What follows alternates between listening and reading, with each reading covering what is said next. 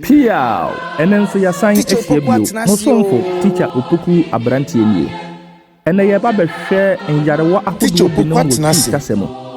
Mama Yen Shasie, a hoa, dandruff, a propro, foot rot, asufiti, ear discharge, asram, newborn illness, asram brodido, marasmus. Teacher Opoku and the chill squint, or de poor vaginal discharge, and as a candidiasis. Teacher Opoku Babasorem HIV, and as AIDS. Jonso Kurobo, and as a Jonso Kataso, bedwetting. Ananta, knock knee. I am Tim, constipation. Mpafe, pain in the rib, and as a chest pain. Anansi acheme, tingling sensation. Papoon, common cold.